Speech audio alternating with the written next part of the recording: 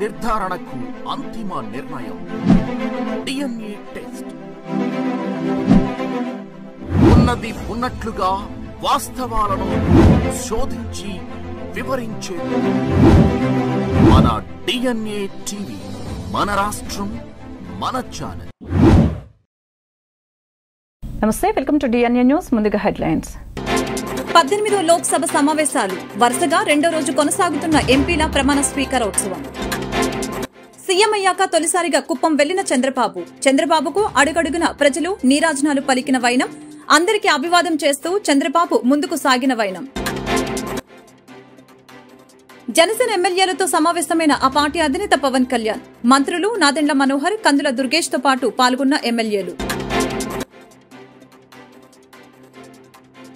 ప్రతిపక్ష నేత పదవిపై స్పీకర్ కు అనూహ్య లేఖ రాసిన వైఎస్ జగన్. 18వ లోక్సభ సమావేశాలు వరుసగా రెండో రోజు ప్రారంభమయ్యాయి. ప్రోటెం స్పీకర్ భర్తుహరి మహతాబ్ ఎంపిక చేత లోక్సభ సభ్యులుగా ప్రమాణ స్వీకారం చేయించారు. తొలి రోజు మొత్తం 280 మంది ఎంపీలు లోక్సభ సభ్యులుగా ప్రమాణ స్వీకారం చేశారు. తొలుత ప్రధానమంత్రి సభా నాయకుడు నరేంద్ర మోదీ, ఆ తర్వాత కేబినెట్ మంత్రులు వరుసగా ఎంపీలుగా ప్రమాణం చేశారు. ఇవాళ మిగిలిన సభ్యులచే ప్రోటెం స్పీకర్ ప్రమాణం చేయించారు. ఇదిలా ఉండగా దేశ చరిత్రలోని తొలిసారి లోక్సభ స్పీకర్ పదవికి ఎన్నికలు జరగనున్నాయి. ఎప్పట్లాగే స్పీకర్ ఎన్నిక ఏకగ్రీవం చేసేందుకు ఎన్డీఏ చేసిన ప్రయత్నాలు ఫలించలేదు. దీంతో విపక్ష ఇండియా కూటమి కూడా స్పీకర్ పదవికి పోటీ పడుతోంది.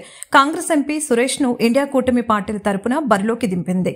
అదే సమయంలో ఎన్డీఏ కూటమి పార్టీల అభ్యర్థిగా మరొకసారి ఓం బిర్లాకే అవకాశం దక్కింది. వీరిద్దరూ ఇవాళ లోక్సభ స్పీకర్ పదవికి నామినేషన్ చేశారు.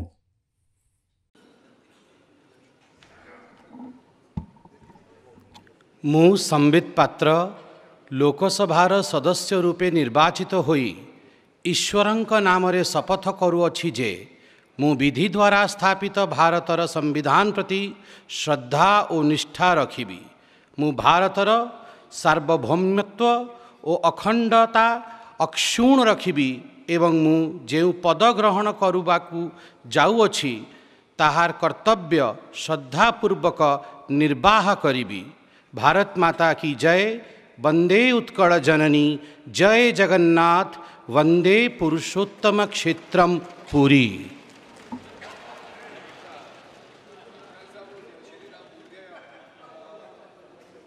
ఏపీ అసెంబ్లీ స్పీకర్ అయ్యన్న పాత్రుడికి మాజీ సీఎం వైసీపీ అధినేత వైఎస్ జగన్మోహన్ రెడ్డి సంచలన లేఖ రాశారు.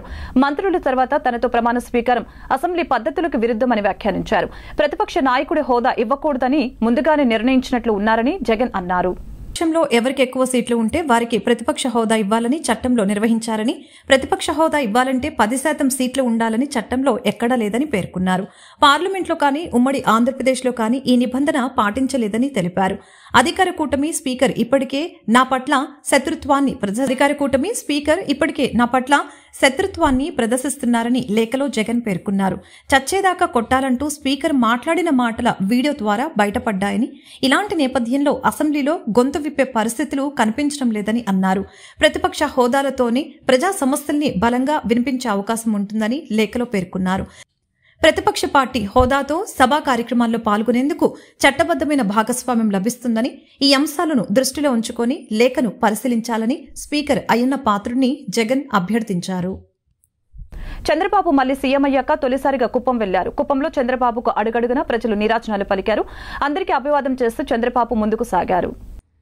చారిత్రాత్మక రీతిలో ఏపీలో టీడీపీ కూటమి ప్రపంచం సృష్టించి అధికారంలోకి రావటం తెలిసిందే. ఇటీవలే చంద్రబాబు 4వ పర్యాయం ఏపీ ముఖ్యమంత్రిగా ప్రమాణ స్వీకారం చేసి బాధ్యతలు అందుకున్నారు. ముఖ్యమంత్రి అయ్యాక చంద్రబాబు మొదటిసారిగా తన సొంత నియోజకవర్గం కుప్పం వచ్చారు. హెలికాప్టర్లో వచ్చిన చంద్రబాబును చూసేందుకు కుప్పం ప్రజలు పోటెత్తారు. అడుగడుగునా తమ నేతకు నీరాజనాలు పలికారు. చంద్రబాబు అందరికీ అభివాదం చేస్తూ ముందుకు సాగారు. ఈ సందర్భంగా చంద్రబాబు ముఖంలో విజయం తాలూకా ఆనందం స్పష్టంగా కనిపించింది. కుప్పంలో తన విజయంలో కీలక పాత్ర పోషించిన కార్యకర్తల్ని చంద్రబాబు భుజం తట్టి అభినందించారు.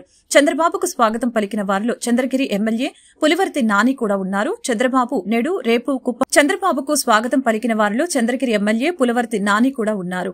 చంద్రబాబు నేడు రేపు కుప్పం నియోజకవర్గంలో పర్యటించనున్నారు. మండలాల వారీగా నేతలు కార్యకర్తలతో సమావేశం కానున్నారు. తొలుత హంద్రినీవా పనుల్ని పరిశీలించారు. జనసేన ఎమ్మెల్యేలతో ఆ పార్టీ అధినేత డిప్యూటీ సీఎం పవన్ కళ్యాణ్ సమావేశమయ్యారు. విజయవాడలోని క్యాంపు కార్యాలయంలో నిర్వహించిన ఈ సమావేశానికి మంత్రులు నాదెళ్ల మనోహర్, కందుల దుర్గేష్తో పాటు ఆ పార్టీ ఎమ్మెల్యేలు హాజరయ్యారు. శాసనసభ వ్యవహారాలపై వారికి అవగాహన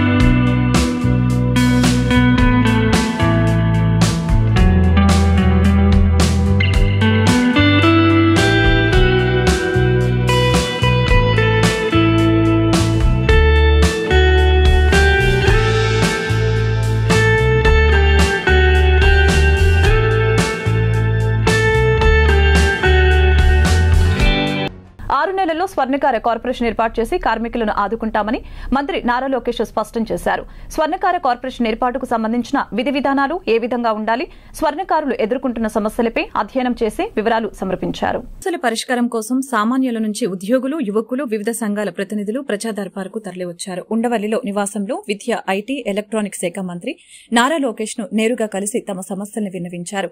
ఉదయం నుంచే రాష్ట్ర వ్యాప్తంగా ప్రజా దర్బార్ కార్యక్రమానికి పెద్ద ఎత్తున తరలివచ్చారు.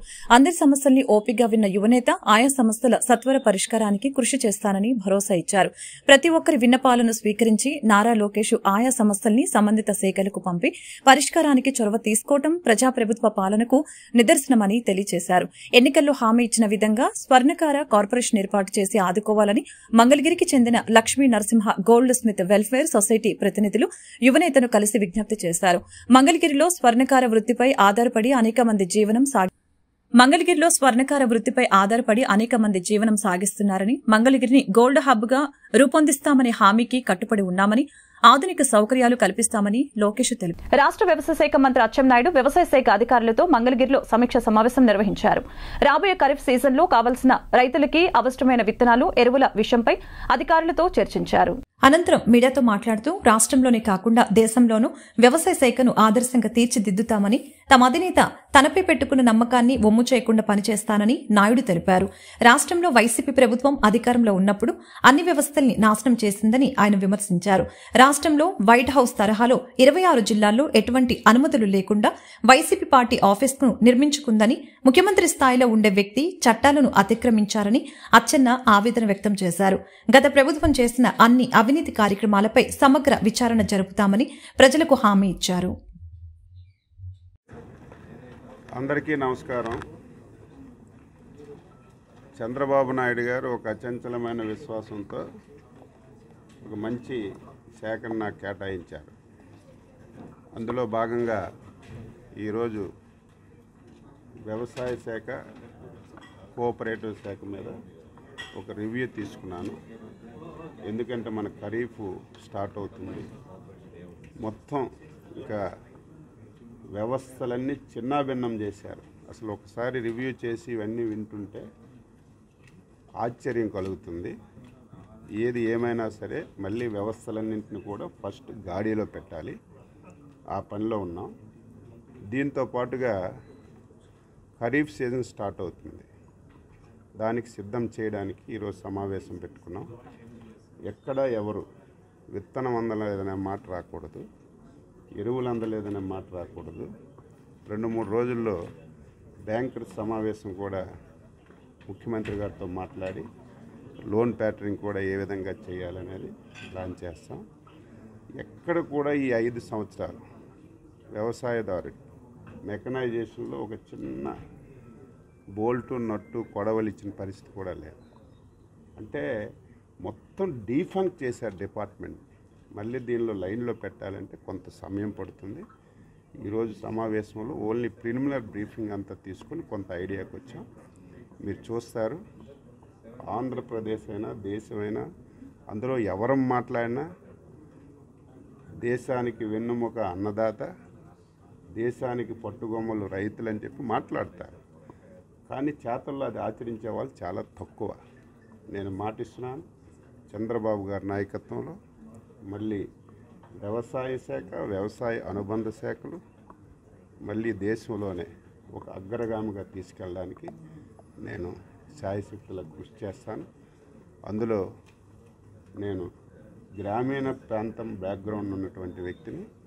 నాకు కూడా అన్నింటి మీద పూర్తిగా ఈ సంఖ్యల మీద లేకపోతే పూర్తిగా అవగాహన లేకపోయినా మొత్తం విధానాలన్నింటి మీద ఒక అవగాహన ఉంది. కాబట్టి తప్పనిసరిగా ఆంధ్రప్రదేశ్లో వ్యవసాయ శాఖ, వ్యవసాయ అనుబంధ శాఖలు దేశానికి ఒక రోల్ మోడల్గా తయారవ్వడానికి నేను ప్రయత్నం చేస్తాను. దానికి అందరికీ సహకరించమని చెప్పాను. అందరం కలిసి ముందుకు తీసుకెళ్తాం. సార్ ఇది ఏంటి, ఆర్టీసీ కాంప్లెక్స్లు ఏంటి, ఆప్కాబు ఏదైతే ప్రజానీకానికి అవసరమైనటువంటి ప్లేసుల్లో అడ్డగోలుగా అధికారం ఉందని చెప్పి పార్టీ ఆఫీసులు అందరూ కట్టుకోవాలి. కానీ చూస్తే పార్టీ ఆఫీసులు చూస్తుంటే వైట్ హౌస్ లాగా, అంటే అధికారాన్ని ఎంత అడ్డగోలుగా దుర్వినియోగం చేశారో దీనికి ఒక ఉదాహరణ. ఇవన్నీ ఎంక్వైరీ చేస్తాం.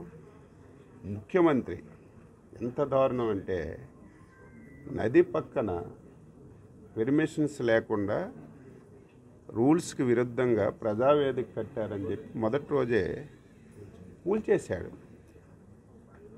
అదే ముఖ్యమంత్రి రాష్ట్రంలో 26 జిల్లాల్లో కనీసం రేషన్ బియ్యం పంపిణీలో అతిపెద్ద కుంభకోణం చోటు చేసుకుందని, దీనిపై దృష్టి సారిస్తామని, అవసరమైతే విజిలెన్స్ ఎంక్వైరీ వేస్తామని పౌర సరఫరాల శాఖ మంత్రి నాదెండ్ల మనోహర్ హెచ్చరించారు. తూకాల మోసాలకు పాల్పడిన సరఫరాదారులందరినీ బ్లాక్ లిస్టులు పెట్టమని ఆదేశించినట్లు తెలిపారు. రేషన్ అక్రమాలకు అడ్డుకట్ట వేస్తామని మంత్రి స్పష్టం చేశారు. కానూరులోని పౌర సరఫరాల శాఖ కార్యాలయంలో మంత్రి నాదెండ్ల మనోహర్ సమీక్ష సమావేశం నిర్వహించారు. ఈ సందర్భంగా ఏర్పాటు చేసిన విలేకరుల సమావేశంలో మంత్రి మాట్లాడారు. రేషన్ అక్రమాలపై, కొలతలపై రాష్ట్ర వ్యాప్తంగా అన్ని చోట్ల తనిఖీలు చేపట్టాలని ఆదేశించారు. చక్కెర, కందిపప్పు, పామాయిల్ తూకాల్లో తేడాలున్నట్లు గుర్తించామని, మొత్తంగా కుంభకోణం కోట్ల రూపాయల్లో ఉండవచ్చని అంచనా వేస్తున్నామని తెలిపారు. తప్పు చేసినట్లు గుర్తించిన సరఫరాదారుల్ని బ్లాక్ లిస్టులో పెట్టాలని ఆదేశించారు. తప్పు చేసిన సరఫరాదారులపై లీగల్ మెట్రాలజీ చట్టం కింద క్రిమినల్ కేసులు నమోదు చేయాలని అన్నారు. తూకాల్లో తేడాలపై విజిలెన్స్ ఎంక్వైరీ వేయాల్సిందిగా అధికారుల్ని మంత్రి ఆదేశించారు. పౌర సరఫరాల శాఖలో రాష్ట్రంలోని 251 మండల్ లెవెల్ స్టాక్ పాయింట్స్లో మొట్టమొదటి స్టాక్ పాయింట్ 16వ తారీఖున నేను తెనాల్లో చేసినప్పుడు, 15వ తారీఖున తెనాల్లో తనిఖీ చేసినప్పుడు కొలతల్లో తేడా వచ్చినప్పుడు ఆ రోజు కమిషనర్ గారితో, అదేవిధంగా సివిల్ సప్లైస్ కార్పొరేషన్ ఎండీ గారితో మాట్లాడి రాష్ట్ర వ్యాప్తంగా ఉన్న 251 మండల్ లెవెల్ స్టాక్ పాయింట్స్లో లీగల్ మెట్రాలజీ విభాగం అధికారుల ద్వారా రాష్ట్ర వ్యాప్తంగా తనిఖీలు చేయమని నేను ఆ రోజు ఆదేశాలు ఇవ్వడం జరిగింది. దానికి అనుగుణంగా ఈ 251 స్టాక్ పాయింట్లో తనిఖీలు చేసిన తర్వాత 189 కేసులు నమోదు చేశారు. వాటిలో చక్కెర పైన 110 కేసులు, 74 కేసులు కందిపప్పు పైన, 4 కేసులు పామాయిల్ పైన. ఈ తనిఖీల సమయంలో చాలా వరకు 10% తక్కువ ఉన్నాయి కొలతలు. దీంట్లో ఇది చాలా సీరియస్గా తీసుకోవాల్సిన అంశం. లీగల్ మెట్రాలజీ డిపార్ట్మెంట్ ప్రస్తుతం మేము చేసిన తనిఖీలు కందిపప్పు, చక్కెర, అదేవిధంగా పామాయిల్, కొన్ని సందర్భాల్లో ఆటా కూడా చేశాం. ఆశ్చర్యకరమైన విషయం ఏంటంటే ప్రజలు ఒక నమ్మకంతో ప్రభుత్వం ఏర్పాటు చేసిన ఈ పౌర సరఫరాల శాఖ ద్వారా పబ్లిక్ డిస్ట్రిబ్యూషన్ సిస్టమ్ PDS ద్వారా మనం రేషన్ షాపుల ద్వారా కానివ్వండి, ఈ మొబైల్ డెలివరీ యూనిట్ల ద్వారా కానివ్వండి, నాణ్యమైన సరుకు అన్ని ప్రాంతాలకి, ప్రతి వినియోగదారుడికి, ఎవరికైతే తెల్ల రేషన్ కార్డు ఉందో వాళ్ళందరికీ అందించే విధంగా ఒక అద్భుతమైన కార్యక్రమం చేయొచ్చు. అటువంటి కార్యక్రమాన్ని వీళ్ళు దుర్వినియోగం చేసి అవినీతికి పాల్పడే అంశాలు చాలా బాధాకరం. ఇది ఆరంభం మాత్రమే. ఇంకా చేయాల్సిన అతిపెద్ద కుంభకోణం బియ్యం విషయంలో.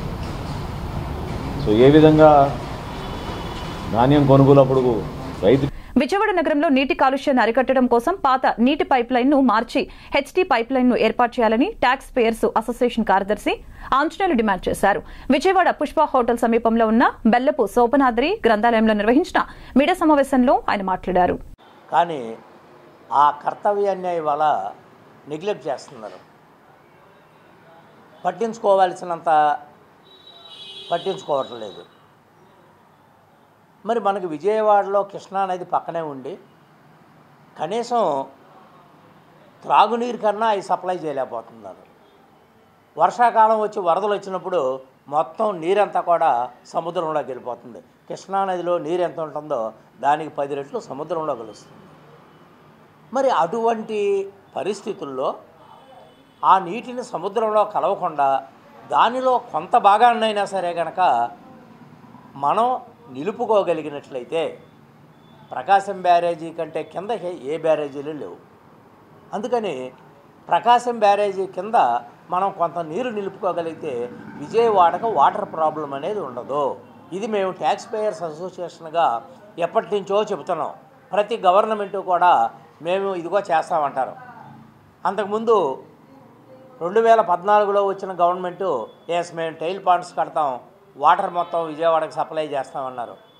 తర్వాత 2019లో వచ్చిన మళ్ళీ కొత్త గవర్నమెంటు ఇదిగో మేము యనమల కుదురు దగ్గర ఒక 5 టీఎంసీకి నీళ్ళు ఆపుతాం, రేపల్లి దగ్గర ఒక 5 టీఎంసీలు నీళ్ళు ఆపుతాము, వాటిని త్రాగునీటికి ఉపయోగిస్తాము అని అన్నారు. కానీ అదే జరగల. మళ్ళీ కొత్త ప్రభుత్వం వచ్చింది, మళ్ళీ మామూలుగానే ఉంది తప్పితే ఎప్పటికప్పుడు టెంపరీ అడ్జస్ట్మెంట్లు తప్పితే దానికి పర్మనెంట్ సొల్యూషన్ అనేది వాళ్ళు ఆలోచించట్లా.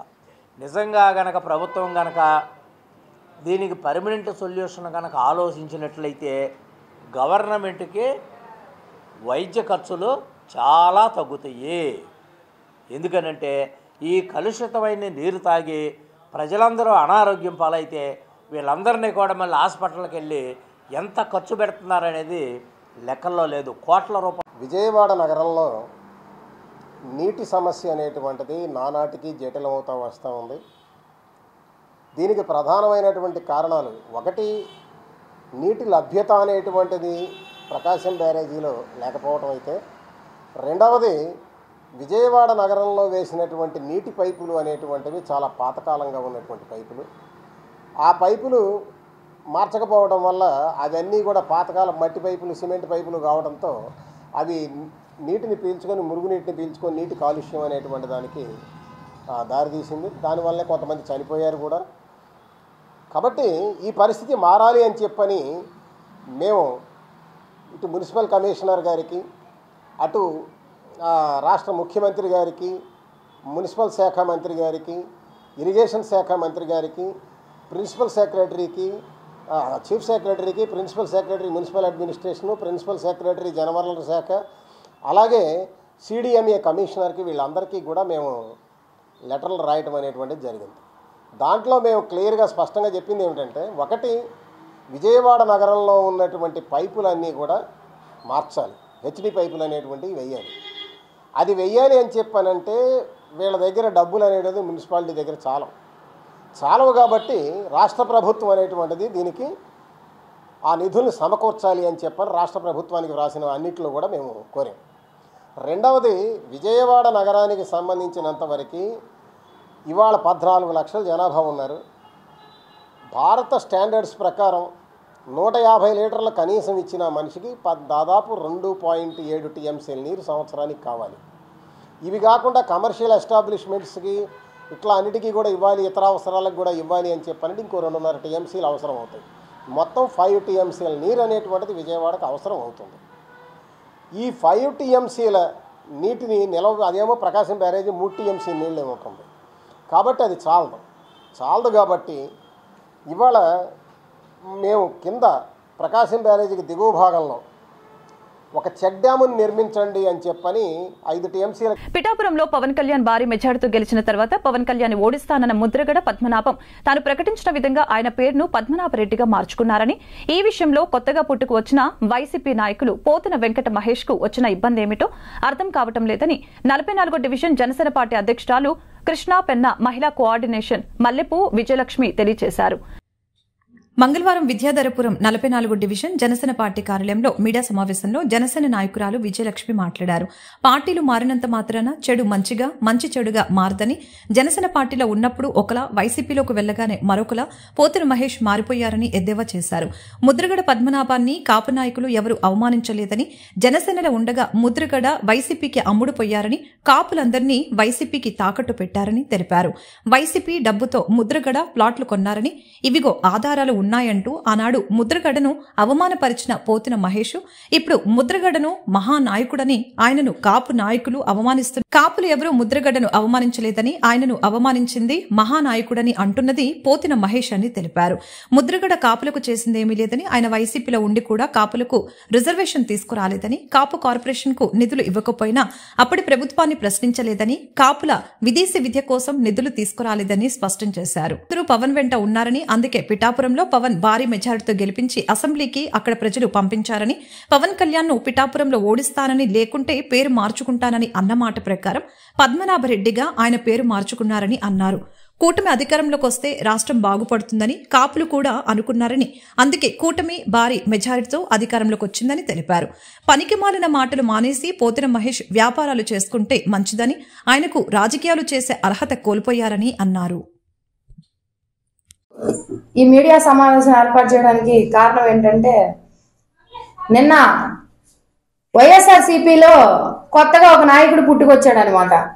ఎలా అంటే ఎంపీలు ఎమ్మెల్యేలు అందరూ సైలెంట్ గా ఉన్నా ఈ నాయకుడికి అన్ని కావాలని, వైఎస్ఆర్సీపీ మొత్తం నాదే, వైఎస్ఆర్సీపీ గురించి స్పందించే ఒక మొట్టమొదటి నాయకుడిని నేనే అన్నట్టు మాట్లాడే పోతుల వెంకట మహేష్ గారి గురించి నిన్న మాట్లాడుతున్నారు. ముద్రగడ్డ పద్మనాభం గారి గురించి మీరు పోతుల మహేష్ గారు నేను ఒకటే అడుగుతున్నాను, ముద్రగడ్డ పద్మనాభం గారిని కాపు యువత, కాపు నాయకులు ఎవరు కూడా అవమానించలేదు ఏ రోజు కూడా.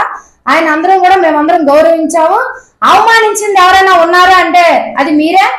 ఒకసారి మీరు గతంలోకి వెళ్ళి పరిశీలించుకోవాలని నేను తెలియజేస్తున్నాను. ముద్రగడ పద్మనాభం గారు పవన్ కళ్యాణ్ గారు పిఠాపురంలో ఓడించకపోతే నా పేరు మార్చుకుంటాను అని చెప్పి ఆయనే తెలియజేయడం జరిగింది. అలాగే నేను మార్చుకుంటాను అని చెప్పి ముద్రగడ పద్మనాభం గారు రెడ్డిగా మార్చుకున్నారు. ఈ విషయంలో కాపు యువతకి కాపులకి ఎటువంటి సంబంధం లేదు. మేమెవరం కూడా మీరు పేరు మార్చుకోండి అని చెప్పి ఎవరో కూడా చెప్పలేదు. మీరెందుకు దాని గురించి పెద్ద రాద్ధాంతం చేసి ఇష్టానుసారం మాట్లాడుతున్నారో మాకైతే అర్థం కావట్లేదు. ముద్రగడ పద్మనాభం గారు ఒక ఉద్యమకారుని అవమానిస్తే కాపులకి రిజర్వేషన్ వస్తుందా మీరు అడుగుతున్నారు. గత 5 సంవత్సరాల్లో వైఎస్ఆర్సీపీతోనే ముద్రగడ పద్మనాభం గారు కలిసి ఉన్నారు. కాపు రిజర్వేషన్లు తీసుకొచ్చారా చెప్పండి. మీరు కాపు రిజర్వేషన్ తేగలిగారా? కాపు యువతకి న్యాయం చేయగలిగారా?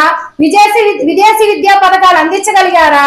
ఏం చేశారు కాపులకి, కాపు యువతకి ఏం చేశారు? రాజమండ్రిలో వైసీపీ మహిళా కార్పొరేటర్ తమ 1200 గజాల భూమిని కబ్జా చేశారని, పోలీసులకు ఫిర్యాదు చేసినా పట్టించుకోకపోగా తమనే వేధిస్తున్నారని ఆరోపణ. సకాలంలో సమయస్ఫూర్తితో వ్యవహరించి ఆత్మహత్య యత్నాన్ని అడ్డుకున్న పోలీసులు పూర్తి వివరాలు తెలియాల్సి ఉంది. ఛాంబర్ ఆఫ్ కామర్స్ ఆధ్వర్యంలో వ్యాపారం చేసే ప్రతి వ్యాపారస్తుడు తాను వ్యాపారం చేసే వస్తువుకి సంబంధించిన ధరల పట్టిక బోర్డును తప్పనిసరిగా పెట్టాలని ఛాంబర్ ఆఫ్ కామర్స్ జిల్లా అధ్యక్షులు ఆతుకూరి ఆంజనేయులు సూచించారు. మంగళవారం ఛాంబర్ కార్యాలయంలో ఏర్పాటు చేసిన మీడియా సమావేశంలో ధరల పట్టిక బోర్డును ఏర్పాటు చేయడం వలన వినియోగదారునికి ఏ వస్తువు ధర ఎంతుందో స్పష్టంగా తెలుస్తుందని తెలిపారు. సమావేశంలో ఛాంబర్ ఆఫ్ కామర్స్ కమిటీ సభ్యులు కూడా పాల్గొన్నారు. రేట్లు అనేది రాసి వినియోగదారునికి అందుబాటులో ఉంచాల్సిన అవసరం ఉంటుంది. కొద్ది రోజుల్లో ఇన్స్పెక్షన్ చేసి ఎవరైతే వాస్తవానికి ఈ డిస్ప్లే చేయకపోతారో వాళ్ళ మీద అధికారులు చర్య తీసుకునే అవసరం కూడా ఉంది. కాబట్టి నేను ఏ రిక్వెస్ట్ చేస్తున్నా అంటే గుంటూరు జిల్లా, పల్నాడు, బాపట్ల జిల్లా 3 జిల్లాలు కూడా మన ఛాంబర్ ఆఫ్ కామర్స్ కింద వచ్చే అవకాశం ఉంది. కాబట్టి అందరు వ్యాపారస్తులు కూడా ఏ వస్తువు అందుబాటులో ఉన్నాయి, అందుబాటులో ఉన్న వస్తువులు ఏ రేట్లో ఉన్నాయి అని తప్పనిసరిగా డిస్ప్లే చేయడమే కాకుండా ఏ రోజుకి ఆ రోజు రేట్లో ఏమైనా తేడా వస్తే మార్చి నమ్మకమైన, నాణ్యమైన, సక్రమైన తూకాలతోటి అందించాలని చెప్పి కూడా వ్యాపారస్తులు చెప్పని చెప్పి ఆ రోజు కమిటీ చెప్పింది. ఆ రెస్పాన్స్ ఛాంబర్ ఆఫ్ కామర్స్ తీసుకుందని చెప్పాం. కాబట్టి ఇప్పుడు చెప్పేదంటే ఈ 3 జిల్లాలకు సంబంధించినటువంటి వ్యాపార వర్గాలన్నీ కూడా వాళ్ళ షాపులో ఉన్న వస్తువులు అయితే ఉంటాయో, అదే కిరాణా షాప్ అంటే ఏ 100, 150 ఉంటే డిస్ప్లే చేయలేరు. కానీ పెద్ద పెద్ద వస్తువులు. ఖరీఫ్ పంట సీజన్ ప్రారంభమవుతున్న నేపథ్యంలో ప్రభుత్వం కౌలు రైతుల సమస్యలపై దృష్టి సారించాలని ఏపీ కౌలు రైతు సంఘం జిల్లా కార్యదర్శి శ్రీనివాసరావు కోరారు. మంగళవారం సంఘం కార్యాలయంలో ఏర్పాటు చేసిన మీడియా సమావేశంలో గత ప్రభుత్వంలో భూ యజమాని సంతకం పెట్టి ఇస్తేనే కౌలుదారునికి పట్టా, ఇతర ప్రభుత్వానికి సంబంధించిన రాయితీలు వస్తాయని గుర్తు చేశారు. ఆ విధానాన్ని రద్దు చేసి కౌలుదారునికే నేరుగా ప్రభుత్వం రాయితీలు అందే విధంగా ఈ ప్రభుత్వం చర్యలు తీసుకోవాలని తెలిపారు. సమావేశంలో సంఘం నాయకులు తదితరులు పాల్గొన్నారు. 2011లో కిరణ్ కుమార్ రెడ్డి గవర్నమెంట్ ఏదైతే చట్టం తీసుకొచ్చిందో కౌలు రైతు చట్టం, దాని ద్వారా ఎల్ఐసి కార్డులు, లోన్ ఎలిజిబిలిటీ కార్డులు అందరికీ అందజేసి ఎక్కువ మందికి ఆ రోజు రుణాలు కూడా ఇవ్వటం జరిగింది. మళ్ళా 2011 చట్టాన్ని పునరుద్ధరించాలని చెప్పి మేము కోరుతా ఉన్నాం. అదే సమయంలో భూ యజమాని సంతకం అంగీకారంతో సంబంధం లేకుండా ప్రభుత్వమే ఈరోజు కౌలు రైతుల్ని గుర్తించాలని గ్రామ సభల ద్వారా రెవెన్యూ యంత్రాంగం ఈరోజు గుర్తించాలని చెప్పి కోరుతున్నాం. ఆ విధంగానే కౌలు రైతులకు న్యాయం జరిగిద్దని చెప్పి కోరుతున్నాం. అట్లాగే ఈరోజు రైతు భరోసా అనేది రైతులకి మేము మద్దతుగా ఇస్తున్నామని చెప్పి ప్రభుత్వం చెప్తా ఉంది. 20,000 రూపాయలు అది వెంటనే అమలు చేయాలి. కౌలు రైతులందరికీ కూడా ఇది అమలు చేయాలి. గతంలో ఓసీ కౌలు రైతులకి ఇది అమలు చేయలేదు, ఓన్లీ ఎస్సీ, ఎస్టీ, బీసీ అన్నారు. వాళ్ళలో కూడా చాలా తక్కువ మందికి ఇది అమలైంది. కానీ ఈసారి మేము కోరేది ఏంటంటే ప్రభుత్వాన్ని ఈ ఓసీ కౌలు రైతులకు కూడా రైతు భరోసా 20,000 రూపాయలు ఇవ్వాలని, కౌలు రైతులకే రైతు భరోసా ఇచ్చే విధంగా చర్యలు చేపట్టాలని మేము కోరుతున్నాం. ఆ విధంగా వాస్తవ సాగుదారులను ఈరోజు. వార్తలు ముగించే ముందు ముఖ్యాంశాలు మరొకసారి. 18వ లోక్సభ సమావేశాలు వరుసగా 2వ రోజు కొనసాగుతున్న ఎంపీల ప్రమాణ స్వీకారోత్సవం. సీఎం అయ్యాక తొలిసారిగా కుప్పం వెళ్లిన చంద్రబాబుకు అడుగడుగున ప్రజలు నీరాజనాలు పలికిన వైనం, అందరికీ అభివాదం చేస్తూ చంద్రబాబు ముందుకు సాగిన వైనం. జనసేన ఎమ్మెల్యేలతో సమావేశమైన ఆ పార్టీ అధినేత పవన్ కళ్యాణ్, మంత్రులు నాదెండ్ల మనోహర్, కందుల దుర్గేష్ తో పాటు పాల్గొన్న ఎమ్మెల్యేలు. ప్రతిపక్ష నేత పదవిపై స్పీకర్ కు అనూహ్య లేఖ రాసిన వైఎస్ జగన్. ఈ వార్తలు ఇంతటితో సమాప్తం. మరొక బులెటిన్ మళ్ళీ కలుద్దాం. నమస్కారం. నిజ నిర్ధారణకు అంతిమ నిర్ణయం డిఎన్ఏ టెస్ట్. ఉన్నది ఉన్నట్లుగా వాస్తవాలను శోధించి వివరించే మన డిఎన్ఏ టీవీ, మన రాష్ట్రం, మన ఛానల్.